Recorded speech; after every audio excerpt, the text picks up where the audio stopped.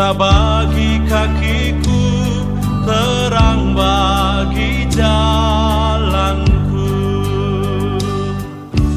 Firman-Mu Sungguh-sungguh malam hari ini Roh Kudus bekerja dan menyatakan isi hati Bapa untuk kita semuanya, karena Dia rindu ada satu umat yang layak untuk dipakai oleh Dia menyelesaikan pekerjaannya pada akhir zaman ini, sehingga apa yang Tuhan rencanakan itu belum selesai, itu bisa diselesaikan dengan segera. Lagi sekali izinkan malam ini Roh Kudus membawa kita untuk bisa mengenali isi hati Bapa sungguh-sungguh. Saya rasa ada satu hal yang berat untuk saya sampaikan, tetapi saya percaya kalau Roh Kudus menolong kita semuanya, pasti kita akan bisa mengerti. Dan Tuhan ingin supaya malam hari ini apa yang kita dengar itu tidak hanya untuk kita sendiri, tetapi kita teruskan buat orang-orang yang lain yang sedang memerlukannya. Karena ini waktu yang sungguh gawat secara alam roh, karena gereja Tuhan akan segera masuk kepada kesempurnaan yang Dia janjikan. Jadi peperangannya itu makin dahsyat. Dan karena peperangannya makin dahsyat, itu sebabnya biarlah kita berjaga-jaga sungguh-sungguh dan hidup di dalam kebenaran firman Tuhan, karena firman inilah satu-satunya jaminan buat kita semuanya. Tanpa firman itu tidak mungkin kita akan menang. Mengakhiri 94 yang lalu, saudara, ada satu pergumulan yang berat yang saya alami. Lalu Roh Kudus bicara begini kepada saya. Dia itu ingin menyiapkan generasi baru di dunia ini. Itu kira-kira tanggal 28 Desember begitu. Lalu saya menyiapkan diri saya supaya Roh Kudus menunjukkan kepada saya tentang generasi baru itu. Kira-kira apa Tuhan yang Kau mau? Saudara, begitu mengejutkan. Dia mulai dengan Lukas 17 untuk saya perhatikan waktu itu. Dalam Lukas 17, salah satu perikop Lukas 17 itu bicara soal akhir zaman. Matius 24, Markus 13, dan Lukas 17 itu 3 pasal dari 3 Injil. Yohanes tidak menyebutkan, tidak sempat merekam khotbah Yesus tentang akhir zaman. Tapi Matius, Markus, Lukas itu merekam apa yang Tuhan Yesus katakan tentang tanda-tanda kedatangannya. Nah, yang di dalam Matius dan Markus itu hampir sama, tetapi Lukas yang lebih jelas menitik beratkan tentang satu hal yang sungguh-sungguh sedang terjadi pada akhir zaman ini. Yang pertama, saudara, Lukas 17 itu bicara bahwa sebelum Tuhan Yesus datang akan kembali 2 zaman yang pernah terjadi pada zaman perjanjian lama. Lagi sekali, dalam Lukas 17 Tuhan Yesus berkhotbah bahwa sebelum Dia datang akan kembali lagi 2 zaman yang pernah terjadi dalam zaman perjanjian lama, dan hal itu akan terjadi pada zaman kita ini, yaitu zaman Nuh dan zaman Lot. Nah, di dalam Lukas 17 tidak disebutkan dengan khusus spesifik apa yang terjadi pada zaman itu, tapi Yesus menyebut yang lain. Tapi saya percaya waktu April itu Roh Kudus tunjukkan, saya kaget sekali. Dari situ ternyata generasi baru yang Allah rindukan untuk muncul di atas muka bumi ini, tapi dirusak oleh satu peristiwa yang sama-sama terjadi pada 2 zaman itu. Saya ulangi lagi, bahwa rencana Allah untuk melahirkan generasi yang layak bagi Dia itu dirusak oleh iblis dengan satu hal yang terjadi pada 2 zaman itu, yaitu zaman Nuh dan zaman Lot, dan perusaknya cuma satu, seks. 2 zaman itu yang terjadi. Saudara, hari-hari ini dosa ini mengerikan betul. Saya ulangi lagi, hari-hari ini dosa ini begitu mengerikan. Enggak peduli keluarga hamba Tuhan, enggak peduli yang sudah menikah lama, roh ini sedang bekerja dengan giat di seluruh dunia, sampai kepada anak-anak kecil, sampai kepada remaja, sampai kepada anak pemuda-pemudi, sampai kepada orang-orang tua. Roh ini sedang bekerja karena ingin merusakkan generasi yang harus ditemui Tuhan Yesus kalau Dia datang nanti. Kita akan baca ayatnya Lukas 1:17 tentang generasi itu. Lukas 1:17. Dan ia akan berjalan mendahului Tuhan dalam roh dan kuasa Elia, untuk membuat hati ayah-ayah berbalik kepada anak-anaknya, dan hati orang-orang durhaka kepada pikiran orang-orang benar. Perhatikan kalimat terakhir ini yang harus ditemui Tuhan Yesus. Dan dengan demikian, pelayanan itu maksudnya pelayanan yang membuat hati ayah-ayah berbalik kepada anak-anaknya dan membuat hati orang durhaka kepada pikiran orang benar. Pelayanan itu akan menyiapkan bagi Tuhan suatu umat yang layak baginya. Lah, bagaimana saya tahu bahwa umat ini yang ditunggu oleh Tuhan Yesus waktu dia datang?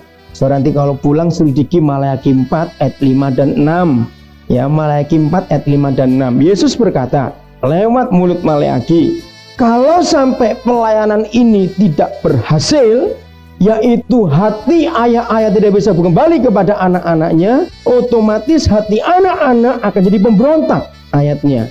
Dan kalau dia harus datang, dia tidak datang untuk memberkati, tapi untuk memukul bumi sehingga musnah. Mengapa, saudara? Dia berkata, percuma aku datang kalau aku tidak bertemu dengan satu umat yang layak bagiku, tapi justru aku bertemu dengan pemberontak-pemberontak. Maka itu dalam Injil Lukas khususnya diubah, bahwa dia yakin gereja akan berhasil menjadi berkat dalam pelayanan akhir zaman ini, supaya pelayanan kita ini sanggup menyiapkan satu umat yang layak bagi dia. Umat inilah yang harus ditemui oleh Tuhan Yesus pada akhir zaman ini. Dia tidak ingin ketemu generasi yang lain, dia ingin ketemu generasi ini. Kalau 3-4 tahun yang lalu, saudara, di Indonesia sedang Roh Kudus bekerja. Ada generasi Yosua, ada generasi Daud, dan sebagainya. Memang luar biasa. Dan itu memang kerinduan Tuhan untuk generasi yang Allah inginkan itu terjadi. Tapi kenali betul-betul generasi yang dia harapkan adalah generasi baru, di mana generasi itu bisa mencerminkan seluruh kenyataan Allah, eksistensi Allah kita di muka bumi ini, sehingga kalau orang melihat generasi ini, mereka melihat Allah sendiri di dalam nama Yesus dalam generasi itu. Ini tujuannya. Nah, inilah umat yang layak itu tadi. Nah, lalu kita akan melihat, kalau begitu, bagaimana zaman Nuh dan zaman Lot yang pernah terjadi begitu kacau, itu bisa terjadi pada zaman ini. Roh apa yang bekerja? Mari kita buka Wahyu 17. Roh itu yang terjadi pada zaman Nuh dan yang terjadi pada zaman Lot, roh itu sedang ada di muka bumi ini. Roh yang begitu mengerikan. Tidak ada seorang pun yang kebal terhadap roh ini.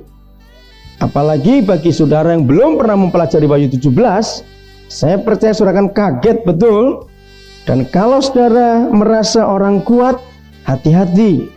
Kita semua tidak boleh berkata kuat terhadap godaan yang satu ini. Kita harus berjaga-jaga betul, karena Yesus sendiri sudah mengatakannya bahwa dua zaman itu akan kembali kepada zaman kita ini. Wahyu 17 ayat 1-6 saya akan baca. Penghakiman atas Babel. Lalu datanglah seorang dari ketujuh malaikat yang membawa ketujuh cawan itu dan berkata kepadaku, pada Yohanes ini, Roh Kudus membawa dia untuk menunjukkan kemuliaannya. Mari ke sini. Aku akan menunjukkan kepadamu putusan atas siapa, saudara? Pelacur besar. Di dalam terjemahan Indonesia ini kurang tepat. Yang dimaksud, saudara, kalau kita pernah punya istilah raja segala raja itu Yesus, Tuhan segala Tuhan itu Yesus. Nah, sebetulnya terjemahan tepat ini adalah pelacur di atas segala pelacur. Ini roh itu bekerja, ini roh percabulan akan dihakimi pada akhir zaman ini. Roh inilah yang pernah bekerja di zaman Nuh dan zaman Lot. 2. Yang duduk di tempat yang banyak airnya. Baru bulan April yang lalu Roh Kudus bicara jelas kepada tentang ayat ini. Saudara, yang duduk di tempat yang banyak airnya. Ada dua arti air di sini. Yang pertama secara fakta. Saudara, air dan udara ya, itu adalah dua zat yang paling cepat menyalurkan, menyebarkan semua hal, baik yang baik, baik yang buruk. Itu air dan udara. Kita tuang sesuatu di air dan air itu mengalir, sesuatu sampai kemana-mana dengan cepat. Orang ini duduk di tempat strategis di dunia. Yang kedua, air ini, kalau nanti kita hubungkan dengan ayat yang ke-6, kita akan tahu, ini gereja. Air itu melambangkan firman Tuhan. Nah, yang saya aneh, kenapa ya? Di tempat yang banyak firman pun bisa terjadi seperti ini. Roh ini bekerja betul, kita harus hati-hati. Lalu ayat 2, ini secara umum, ini belum bicara pada rohani dulu, umum. Dengan dia, raja-raja di bumi telah berbuat cabul, dan penghuni-penghuni bumi telah mabuk oleh anggur percabulannya. Kalau saudara meneliti ayat ini dan saudara mengikuti berita, tidak sedikit politikus-politikus, negarawan-negarawan di dunia ini terjebak dengan dosa ini. Betul enggak? Bukan cuma orang-orang penting di satu negara, termasuk semua. Dikatakan raja-raja itu bukan cuma orang nomor satunya, tapi para pemimpin. Bahkan sudah lama bukan kita tahu, di Indonesia juga sudah ada. Bisnis itu kalau nggak ada perempuannya lain ceritanya. Tender-tender nggak bisa dimenangkan tanpa seks, saya berkata terus terangin. Dan banyak lain lagi tentang yang satu ini. Penghuni bumi pun dibuat mabuk oleh dia. Ini zaman nggak main-main betul, saudara. Pemimpin-pemimpin, penduduk, penghuni bumi dikacau juga oleh semuanya ini. Saya baca lagi ayat 2 ya. Dengan dia, dengan siapa? Dengan pelacur di atas segala pelacur itu, raja-raja di bumi telah berbuat cabul dan penghuni-penghuni bumi telah mabuk oleh anggur percabulannya. Kata mabuk nanti perhatikan karena kita akan ketemu di ayat yang lain lagi. Dalam roh, Yohanes melihat dalam roh, aku dibawanya ke padang gurun dan aku melihat seorang perempuan duduk di atas seekor binatang yang merah ungu, yang penuh tertulis dengan nama-nama hujat. Binatang itu mempunyai 7 kepala, kesempurnaan, dan 10 tanduk, lengkap. 7 itu sempurna, 10 itu lengkap. Jadi artinya sempurna kenajisannya, lengkap percabulannya, itu artinya. Dan perempuan itu memakai kain ungu. Ini penghinaan, harusnya Yesus yang pakai kain ungu sebagai raja. Dan kain kirmis yang dihiasi dengan emas, permata, dan mutiara. Dan di tangannya ada suatu cawan emas penuh dengan segala kekejian dan kenajisan percabulannya. Dan pada dahinya tertulis suatu nama mengerikan, satu rahasia. Kalau saudara hubungkan dengan Wahyu pasal 2, ada nama lagi disebut. Barang siapa menang, dia akan diberikan batu putih, di mana di atas batu putih itu ada nama kita yang diberi oleh Tuhan Yesus, tapi nama rahasia. Oh, kita bersyukur kepada Tuhan untuk janji itu. Kepada gereja Sardes, kalau nggak salah, gereja yang menang itu. Ternyata si iblis pun mempunyai nama rahasia. Tapi rahasia iblis tetap merupakan bukan rahasia buat Allah, dia tahu semuanya itu. Dan rahasia mereka, rahasia pelacur, itu segala pelacur ini adalah Babel besar, ibu dari wanita-wanita pelacur. Kalau saudara punya kitab terjemahan bahasa lain, coba cari nanti, lebih tegas. Roh ini yang membawai seluruh pelacur di muka bumi.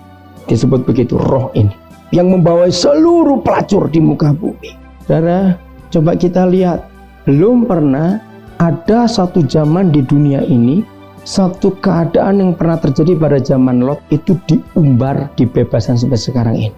Perbuatan homoseks dan lesbian itu sekarang merajalela di mana-mana, saudara. Itu perhatikan anak-anak saudara, sulit untuk menghindar, mereka mengintai di mana-mana. Ini zaman ini, saudara, kita harus sungguh-sungguh berhati-hati. Roh ini bekerja. Kalau kita bertemu dengan orang-orang yang punya roh percabulan ini, jangan benci orangnya. Orangnya perlu kita kasih, perlu diselamatkan. Rohnya yang perlu kita benci dan kita musuh. Maka itu saya makin berani berkata kepada keluarga-keluarga yang sudah lama menikah dan memberi berkati anak. Maaf ya, jangan tersinggung saya ngomong ini. Roh Kudus memberitahukan saya itu. Berbahagialah pernikahan yang Tuhan belum memberikan anak. Alasannya apa? Yang pertama, ini zaman bejat betul. Kalau saudara tidak mampu menjaga anak-anak saudara, anak itu akan dimangsa oleh iblis. Apalagi kalau hidup di Jakarta, suami istri harus kerja. Di dalam pelayanan saya, kasus percabulan ini, saya ini selalu tanya, bagaimana cara permulaan kamu tahu? Kira-kira hampir 40% anak-anak ini dulu tahu dari pembantunya. Maklum, mereka kan gak kenal firman, Waktu ayah ibu sibuk bekerja, anak dibuat mainan. Saudara, roh ini bekerja. Maka itu pikirkan baik-baik anak-anak kita. Doakan mereka semua, para babysitter, para pembantu di rumah. Apalagi ketika anak-anak masih kecil. Anak-anak jangan dianggap enteng, saudara.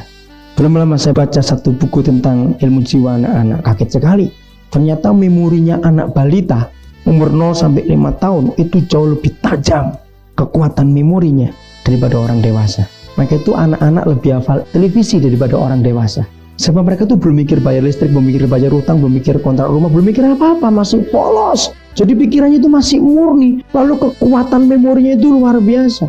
Jadi dikatakan juga dalam ilmu jiwa itu, saudara, anak-anak itu sehari bisa belasan kali mimpi. Jadi apa yang mereka lihat, yang mereka dengar itu dibawa, dimasukkan ke alam bawah sadar mereka. Dan waktu mereka tidur, maka itu seringkali kita lihat bayi-bayi tertawa sendiri, terus nangis, terus apa lagi begitu. Itu mereka mimpi. Apa yang mereka mimpikan, mereka lihat dan mereka dengar. Banyak orang tua tidak tahu ini. Dikira anak-anak bayi belum ngerti apa-apa. Maka itu kalau ada orang tua membawa anaknya duduk di depan TV, walaupun masih bayi, jangan dianggap enteng. Mereka merekam semua yang mereka lihat itu. Justru itu berbahaya karena mereka nggak bisa nyaring. Karena mereka belum mengerti yang mereka lihat. Nah, anak itu hafal warna. Maka itu kalau ada bayi-bayi diajak pergi, lalu mereka pergi dengan rute yang sama terus, mereka tenang. Tapi begitu rutenya pindah, mereka tuh gelisah. Kepalanya kiri kanan, matanya lihat kiri kanan juga. Karena lihat warna lain. Pokoknya kok nggak ada lagi, kok nggak ada warna ini. Itu anak-anak, jangan dianggap enteng sudah. Jangan sekali-kali kalau orang tua terikat TV, lalu anak diajak nonton TV, itu orang tua goblok betul. Hati-hati saudara, mereka merekam semua yang mereka lihat. Itu ilmu jiwa anak-anak. Berbahaya sekali. Mereka bisa ingat waktu dewasa, alam bawah sadarnya mengeluarkan semua yang ada itu tadi. Ayat 6 sekarang. Bagi yang belum pernah baca ayat ini, saudara perhatikan baik-baik. Maka itu saudara, beban saya tentang anak-anak itu besar sekali. Saya sudah sejak 87 itu berdoa supaya ada orang Kristen, anak-anak Tuhan itu yang buat travel anak-anak. Khusus untuk liburan saja, travel musiman. Libur apa lagi itu setelah semester, libur apa lagi saya nggak tahu lah. Itu libur seminggu, libur berapa hari itu anak-anak ingin pergi karena ingin bebas. Coba anak-anak Tuhan mikirkan akan hal ini. Itu penting sekali. Sambil pergi mereka kita layani, kita masukkan kebenaran. Dan aku melihat, Yohanes melihat dalam roh ini, perempuan itu mabuk. Ada kata mabuk lagi, ayat 2 mabuk dengan yang lain. Tapi ini yang paling bahaya. Perempuan itu mabuk oleh darah orang-orang kudus dan darah saksi-saksi Yesus. Ini kurang ajar betul, tapi ini fakta. Nah, lalu apa tujuan mereka dengan merusak ini, mengumbar dosa yang satu ini? Apa tujuannya? Saya beri pendahuluannya tadi, cuma saya belum tunjukkan ayat-ayatnya. Tujuan mereka cuma satu, merusak keturunan ilahi yang ada di muka bumi ini. Cuma itu tujuan mereka. Tadi saya katakan berbahagialah saudara kalau sudah menikah lama, nggak diberkati. Saya berkata kasar saja, tegas, nggak diberkati anak oleh Tuhan, berbahagia. Tadi saya sudah katakan hal yang pertama. Alasan kedua saya belum katakan. Alasan kedua, supaya saudara dengan waktu yang ada, saudara itu bisa ngurus anaknya orang lain. Karena apa, ini waktu begini jahat. Yang kedua saya katakan, berbahagialah saudara yang sampai hari ini belum dapat jodoh. Loh, saya betul katakan berbahagialah saudara, sebab Tuhan ingin menyelamatkan saudara. Berapa banyak orang cepat-cepat kawin kecelakaan karena jalannya terlalu cepat, jadi tabrakan. Ngerti tuh istilah ini saudara? Rumah tangganya kacau. Berapa banyak orang kawin terpaksa. Kenapa terpaksa kawin? Karena dipaksa kawin. Kenapa dipaksa kawin? Belum lama ini saya baru terima satu istilah yang saya ngaget sekali. Saya tanya kenapa? Ini karena dalam pengalaman konseling saudara, 85% orang yang kawin dengan terpaksa itu penderitaan dan neraka di dunia kalau mereka tidak mau bertobat sungguh-sungguh. Kenapa sampai dipaksa kawin? Karena hamil dulu, padahal nggak cinta, tapi keadaan. Itu penderitaan betul-betul. Disitulah penyelewengan seringkali terjadi. Mengapa? Karena dua orang yang nggak cinta dipaksa tinggal sama-sama sehari 24 jam, seminggu 7 hari. Celaka ini. Bencinya luar biasa. Dan kalau ada wanita lain lebih baik daripada istrinya, pasti lari ini suami. Karena memang suami istri nggak bisa cinta suaminya, sehingga otomatis karena nggak bisa cinta, pelayanannya nggak akan betul. Begitu pula sebaliknya, saudara. Aduh, ini yang mengerikan betul. Maka itu seringkali saya ngomong guyon ini, kawinnya nggak diundang, repotnya diundang. Saya bilang begitu. Ini hamba Tuhan. Aduh, saudara kok senangani begini. Saudara, hati-hati dengan itu. Nah, terus ada istilah Habis dia MBA, saya pikir, oh sekolahnya kapan? Oh bukan MBA itu, married by accident. Oh kurang ajar ini saya bilang. Tapi roh itu bekerja di mana-mana saat ini. Roh itu bekerja di mana-mana. Maka itu saya minta anak-anak muda, saudara orang muda dengar. Baru bulan April yang lalu, Roh Kudus tunjukkan hal ini. Lalu dia katakan, itu sebabnya di antara sekian banyak macam dosa. Dengar baik-baik ini saudara, demi nama Yesus, mulai malam ini kita harus jadi pasukan surgawi yang memberantas roh ini seluruh dunia. Tuhan mencari satu laskar, satu tentara yang betul-betul disiapkan untuk mengadakan pemberantasan roh ini di mana-mana. Roh percabulan dan perzinahan ini harus dihentikan. Ini mengerikan keadaan. Siap jadi laskar seperti itu? Saudara orang muda perhatikan, jaga dirimu baik-baik. Orang tua hati-hati dengan anak-anak. Doakan mereka terus, doakan mereka betul supaya kemuliaan Allah nyata. Maleakhi 2:15. Ini yang akan dirusak oleh si iblis dengan roh ini. Maka itu saudara, dari sekian banyak dosa, maaf saya belum katakan tadi, dari sekian banyak dosa yang iblis kerjakan di muka bumi, saudara perhatikan, dosa seks adalah dosa yang paling nikmat dari semua. Saudara setuju kalau saya katakan ini? Lagi saya katakan, jangan pura-pura malu. Dari antara semua dosa yang iblis buat di muka bumi ini, maka satu-satunya dosa yang paling nikmat dan semua orang suka adalah dosa seks, dosa percabulan. Renungkan betul rencana Allah yang luar biasa untuk kita, masing-masing kita, supaya kemuliaan dinyatakan. Maleakhi 2:15. Kalau saudara punya Alkitab terjemahan lain lagi sekali coba baca. Ada kata yang berbeda dengan bahasa Indonesia ini, khususnya yang bahasa Inggris King James. Saudara akan lihat lebih jelas disebut godly seed, jadi benih ilahi. Bukankah Allah yang esa menjadikan mereka, yaitu suami istri, pria wanita, itu dari daging dan roh? Dan apakah yang dikehendaki kesatuan itu? Tuhan bertanya, kalau ada orang yang menikah, suami istri, pria wanita itu menikah, apa yang Allah kehendaki? Cuma satu saudara, yaitu apa? Keturunan ilahi. Nah ini dalam terjemahan lain lebih jelas, benih ilahi. Benih inilah yang dirusak oleh si iblis. Kalau kita kembali membaca Wahyu 12 akan tahu, gereja yang sedang hamil besar, sedang sakit bersalin untuk melahirkan anak laki-lakinya, tahu-tahu dari bawahnya ditunggu si iblis itu. Wahyu 12. Ini bicara tentang ini. Bagi semua saudara yang sudah menikah maupun yang belum, tetapi belum pernah tahu mengapa saudara menikah, ini alasannya. Satu-satunya mengapa Tuhan menikahkan manusia. Dengar baik-baik, satu-satunya alasan mengapa Tuhan Allah menikahkan manusia, Dia hanya ingin punya anak juga di muka bumi ini. Itulah benihnya sendiri. Oh, ini satu hal yang dahsyat betul ayat ini sudah. Luar biasa. Lalu saya teruskan sampai selesai ayat 15-nya karena belum selesai, kurang satu kalimat. Jadi, jagalah dirimu. Masih belum tahu untuk siapa perintah ini, tapi setelah kalimat terakhirnya baru tahu ternyata ini perintah untuk suami. Jadi jagalah dirimu, hai suami. Saya akan tambahkan sendiri kata ini. Dan janganlah suami tidak setia terhadap istri dari masa mudanya. Bukan istri muda, masanya jangan dihapus, nanti lain ceritanya itu. Jadi suami-suami diminta untuk setia. Maka itu Lukas 1:17 dikatakan, ayah-ayah hatinya harus dibuat balik kepada anak-anaknya. Jadi ini yang Tuhan minta, suami-suami, ayah-ayah jaga diri. Nah inilah satu-satunya alasan mengapa pernikahan itu diadakan oleh Tuhan di muka bumi ini. Saudara, seringkali kita hanya memakai Kejadian 1:28. Semua orang senang pakai ayat itu. Dan Allah memberkati mereka, yaitu Adam dan Hawa. Lalu Allah berfirman, beranak cuculah, bertambah banyak, penuhi bumi, taklukkan semuanya. Itu orang senang pakai ayat itu. Tapi semua katakan kepada saudara, ayat itu tidak akan keluar dari mulut Tuhan kalau tidak ada ayat 26-nya, Kejadian 1:26. Saudara, jadi jangan hanya mengambil ayat 28, beranak cuculah, tunggu dulu. Mengapa dia berkata seperti itu? Karena dia sudah berfirman lebih dulu tentang ayat 26. yang mengatakan manusia yang dijadikan oleh Dia adalah manusia yang serupa dan segambar dengan Dia. Manusia yang segambar dan serupa dengan Dia. Itu yang Tuhan kehendaki. Nah, waktu Dia melihat Adam dan Hawa, saudara, Dia kagum.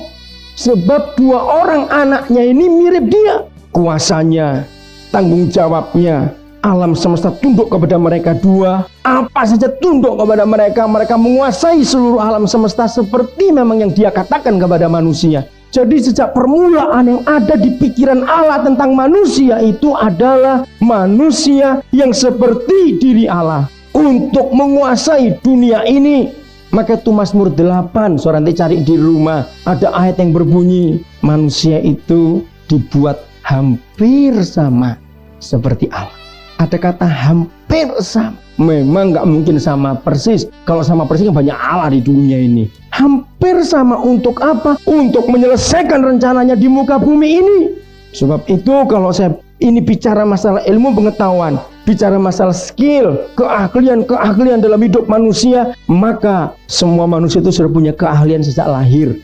Itu Allah beri untuk buat sesuatu di muka bumi ini. Nah, waktu Dia melihat Adam dan Hawa sudah hampir sama seperti Dia senang sekali. Dia lihat mereka berdua tiap hari berbuat macam-macam di muka bumi, Dia senang. Sebab diri mereka berdua mewakili dirinya yang seorang itu. Lalu Dia mikir, kalau aku punya dua saja sudah begitu hebat. Coba kalau aku punya banyak, yang seperti mereka semuanya, dan seperti aku juga.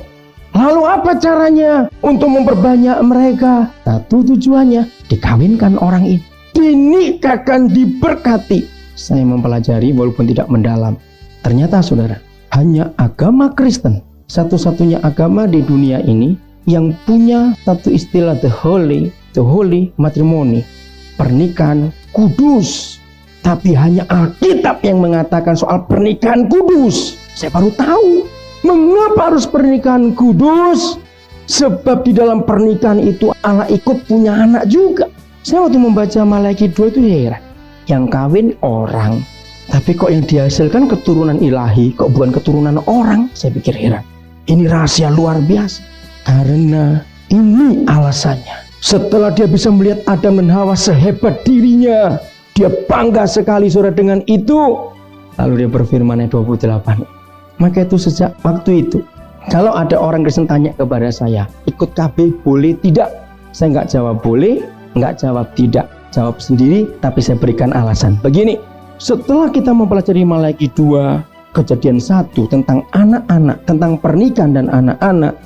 Jadi begini, kalau ada dua orang, kalau ada suami istri, lalu siap betul suami istri jadi orang yang takut akan Tuhan, siap mendidik anak-anaknya untuk takut akan Tuhan juga. Anak-anaknya bukan diajar beragama Kristen, beda loh saudara. Mendidik anak takut akan Tuhan itu sangat berbeda dengan mendidik anak untuk menjadi agama Kristen. Kalau cuma anak-anak dididik untuk beragama Kristen, itu paling gampang. Hai berdoa, hai baca Alkitab, hai sekolah minggu, hayo nih. Tapi papanya nggak pernah ikut, cuma nyuruh saja.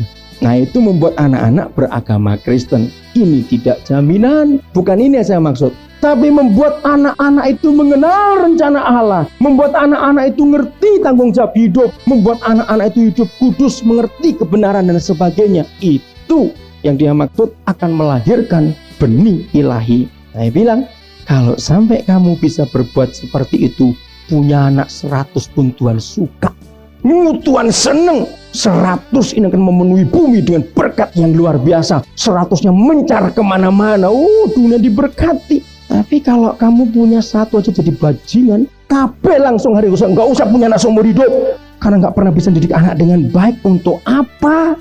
Ngerti maksud saya berkata? Ini tujuan. Jadi kita sudah tahu sekarang bahwa setiap pernikahan itu hanya ada satu alasan. Maka itu tidak boleh ada seorang pun di antara kita menikah lalu ditanya begini, kenapa kamu kawin? Habis temanku sudah kawin sama aku belum? Gitu. Jangan begitu alasannya, ngawur itu. Alasannya adalah mengapa kamu menikah? Karena Tuhan ingin punya keturunan ilahi lewat kami di muka bumi. Itu anak-anak yang akan menyembuhkan dunia ini, saudara. Anak-anak yang akan memberkati. Saya bersyukur kepada Tuhan karena saya ini diajar Tuhan masalah anak-anak untuk pertama kali seumur hidup. Saudara, ini yang Tuhan kehendaki, keturunan ilahi. anaknya ikut lahir di muka bumi. Lalu saya cari, Tuhan, di mana Engkau bisa ikut punya anak lewat pernikahan itu di mana? Sudah kembali ke Maleakhi 2:15 kata pertama, bukankah Allah membuat mereka yaitu suami istri dari daging dan roh? Kalau daging kawin dengan daging, lahir daging, itulah bayi. Bayi yang kita lihat dalam kelahiran itu adalah daging ayah dan daging ibu yang bersatu. Ini manusia. Lalu yang ilahinya yang mana Tuhan? Saya tanya. Dia tunjukkan rohnya. Roh itu dari Allah. Kejadian 2 ayat 7. Manusia itu punya roh. Itu dari Allah langsung. Binatang tidak punya roh. Maka itu Darwin sayang kelewatan baca Kejadian 2 ayat 7. Coba dia baca, nggak ada teori evolusi di dunia. Sebab ada perbedaan yang nyolok antara manusia dan binatang dalam roh. Jadi keturunan ilahi, benih ilahi itu pada rohnya, pada roh. Jadi daging dengan daging kawin, oke, itu manusianya, ayah ibunya, oke. Tapi rohnya si ibu dan rohnya si ayah yang berasal dari Tuhan juga itu akan bercampur. Dan inilah keturunan ilahi itu. Oh, saya baru ngerti nih saudara, mengapa sejak zaman Kejadian 6 sampai 2 Korintus 6. Saya heran kok bisa sama-sama 6-nya. Kejadian 6 dan 2 Korintus 6. Mengapa dalam 2 pasal itu dia berbicara aku tidak suka kawin campur dan kawin ngawur. Catat itu baik-baik. Ayatnya memang nggak ada kawin campur dan ngawur. Cuma saya cari bahasa Indonesia supaya puitis gitu bacanya. Itulah yang merusakkan keturunan ilahi. Kejadian 6 mengatakan anak-anak Allah. Ini zaman Nuh. Mengambil siapa saja yang disukainya, ini rusaknya keluarga. Nggak nurut peraturan ilahi, mengambil siapa saja yang disukainya. 6 ayat 2. Lalu 2 Korintus 6 mengatakan, aku tidak mau engkau berpasangan dengan orang yang tidak seimbang. Apa hubungannya rumah Allah dan rumah berhala? Kalau Tuhan bicara itu bukan dia egois saudara, bukan. Sebab dia itu ingin punya keturunan ilahi. Maaf ya kalau saudara katakan ini ya, jangan saudara tersinggung. Jadi kalau si suami itu penuh Roh Kudus, tapi si wanita itu Roh Kudus, lalu roh ini kawin jadi apa anaknya? Ini bahaya. Bukan keturunan ilahi. Dengar baik-baik, kalau sampai ada anak-anak muda, engkau hanya main tabrak saja. Dan ternyata itu bukan yang seimbang. Dengar, ini nggak boleh terjadi, betul? Tidak boleh terjadi. Ngeri keadaan ini, ngeri betul. Maka itu saudara, kerusakan terjadi di seluruh muka bumi gara-gara satu ini. Karena dosa itu bekerja luar biasa. Mari kita lihat Kejadian 6. Bagaimana rusaknya dunia ini gara-gara kawin campur dan kawin ngawur itu tadi. Ada yang sakit hati kepada Tuhan karena saya khotbah ini. Itu enggak humanisme itu. Kawin aja dibatasi. Tunggu, sebab tentu punya planning. Kalau tahu memang saudara cinta dengan dia, Yesus punya dianya, bukan dia itu loh ya. Kasih dia dulu. Katakan begini, Tuhan, aku sudah dengar firman-Mu malam hari ini. Aku mengasihi-Mu Tuhan Yesus. Tapi aku juga mencintai anak itu. Saya mencerahkan kepada Tuhan. Itu lebih baik. Saya percaya Tuhan nggak bilang putus malam ini. Enggak. Tapi tunggu. Izinkan dia bekerja sudah. Beri kesempatan Tuhan yang bekerja. Asal jujur kepada Tuhan. Dan sudah 4 tahun saya jalan terlanjur cinta ini bagaimana nanti? Serahkan kepada Tuhan. Dia pasti akan buat sesuatu yang nyata nanti. Amin. Dia pasti akan bekerja, saudara akan bekerja betul untuk menyelesaikan maksudnya yang luar biasa ini. Ayat 1 mulai. Kalau dia izinkan bekerja, nanti dia akan bekerja. Kita nggak bisa mikir, Tuhan tobatkan dulu, Tuhan bulan depan, Tuhan bulan 2 bulan lagi kawin, Tuhan jangan begitu. Serahkan Tuhan sudah. Dia akan ngatur nanti ya. Ketika manusia itu mulai bertambah banyak jumlahnya di atas di muka bumi, dan bagi mereka lahir anak-anak perempuan. Maka anak-anak Allah melihat bahwa anak-anak perempuan manusia itu cantik-cantik. Lalu mereka mengambil istri dari antara perempuan-perempuan itu. Garis bawahi kata terakhir ayat 2. Ini yang berbahaya. Rusaknya benih ilahi di muka bumi karena kata-kata ini. Mereka mengambil istri dari antara perempuan-perempuan itu siapa saja yang disukai mereka. Ini rusaknya pernikahan. Soalnya kalau dikatakan anak-anak Allah itu laki-laki, anak manusia itu perempuan-perempuan, bukan berarti cuma itu. Enggak, ini artinya sama. Cuma istilah saja di sini dipakai. Karena Musa itu orang timur, jadi penulisan Alkitab ini pun dengan dasar orang timur. Maaf kata laki yang ditulis terus. Bukan berarti perempuan nggak dianggap, bukan. Tapi ini tradisi timur memang. Maka itu sampai hari ini lihat, saudara, mengapa suku-suku yang begitu drastis membedakan pria dan wanita. Di suku itu banyak kekacauan, saudara. Karena apa? Berarti semua wanita di suku itu adalah wanita yang sakit hati. Sebab dari kecil nggak dianggap, perempuan lagi, perempuan lagi. Itu wanita kalau dia jadi istri, dia akan punya sakit hati juga. Pasti kacau, karena kepahitan. Dan kalau dia jadi istri, jadi ibu, dan dia punya anak perempuan akan berbuat sama juga. Aku juga dibenci gara-gara perempuan. Aku udah punya perempuan lagi, dibenci lagi. Terus kutuk itu bersambung, tidak pernah putus. Maka itu kalau sampai ada orang Kristen membeda-bedakan anak, berat terkutuk betul, sudah. Saya katakan kasar, terimalah anak itu apa adanya. Allah memberikan mereka. Sudah berapa banyak korban yang dikandung perempuan, tapi yang dipikirkan laki, lahir tomboy. Loh bener, itu merusak, saudara. Kasihan anak itu. Aku nggak tahu begini, orang tua aku ingin aku laki, karena aku perempuan jadi begini. Begitu pula sebaliknya, ingin anak perempuan yang dilahirkan laki jadi lemah gemulai. Siapa yang salah? Saudara dengar, ini dosa besar orang tua. Itu hanya karena keinginan orang tua yang tidak bertobat di dalam nama Yesus. Itu merusak keturunan ilahi di muka bumi ini. Saya berkata lagi, korbannya sudah banyak, jangan ditambahi lagi. Maka itu engkau pemuda-pemuda yang mau menikah, kasihlah Yesus. Kalau kita sering nyanyi pujian menyenangkanmu, jujur, pernah nggak saya tahu betul gimana sih cara menyenangkan Tuhan? Ini salah satu cara yang paling dia suka. Senangkan dia dengan melahirkan keturunannya di muka bumi ini lewat pernikahannya semua. Siapkan suami istri, anak sudah besar-besar. Kalau mau punya lagi satu boleh akan diberi loh, asal dididik betul. Misalnya kalau mau boleh, Tuhan minta Tuhan. Karena dulu kami belum bertobat, kami minta satu lagi yang dari Tuhan, anak keturunan ilahi itu. Awas, jangan ngambil siapa saja yang disukai. Awas. Itu ayat 2 yang belum menikah. Awas.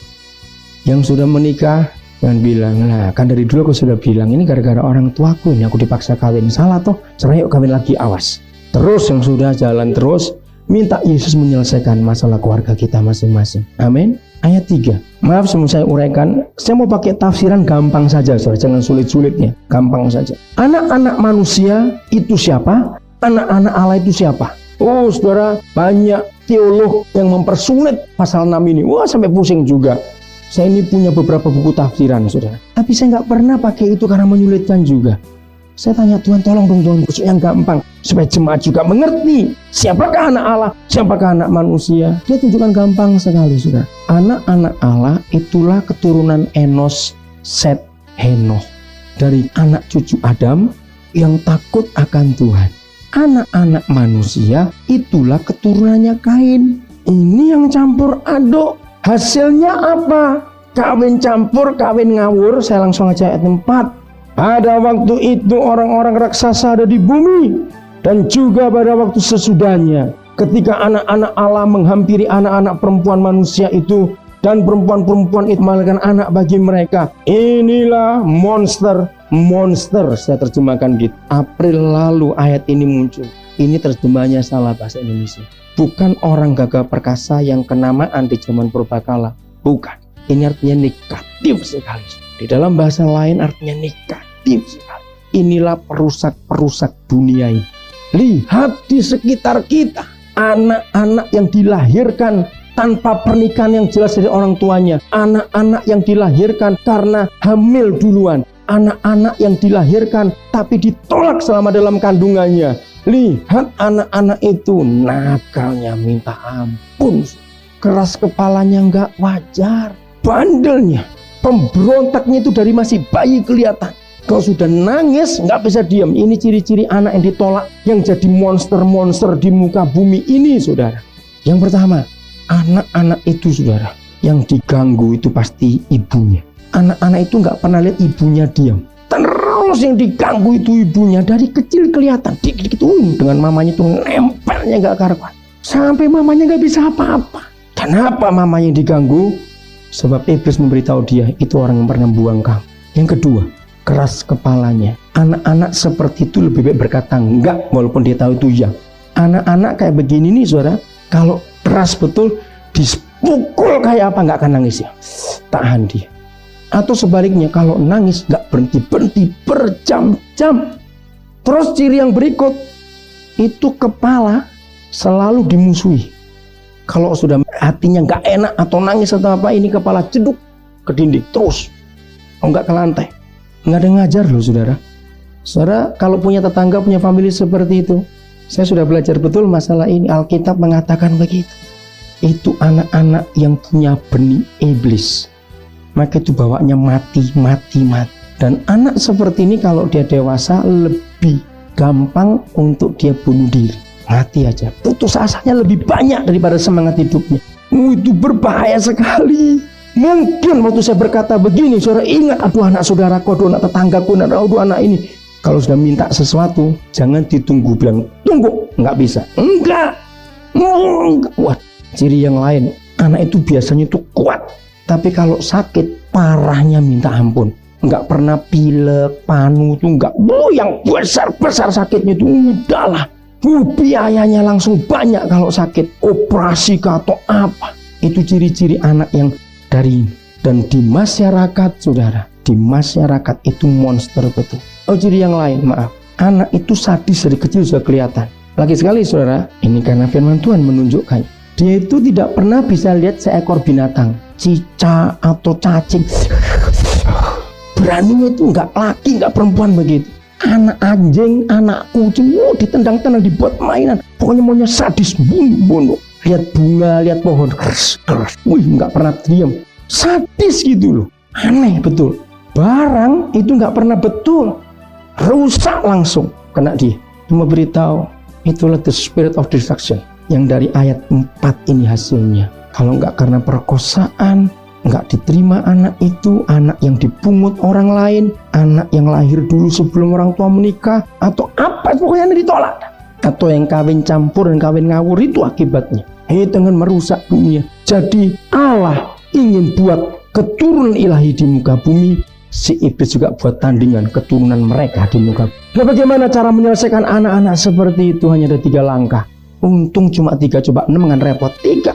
Yang pertama saudara, orang tua harus minta ampun kepada Tuhan sebab sudah salah dalam pernikahan, karena membuang juga anak. Itu yang pertama caranya, minta ampun, bertobat sungguh-sungguh. Nah ini biasanya suami-suami yang sulit bertobat. Dia yang berbuat, dia bilang enggak, aku cinta kok anak ini, biasanya begitu. Tapi orang tua, suami istri harus minta ampun di hadapan Tuhan, ngaku salah.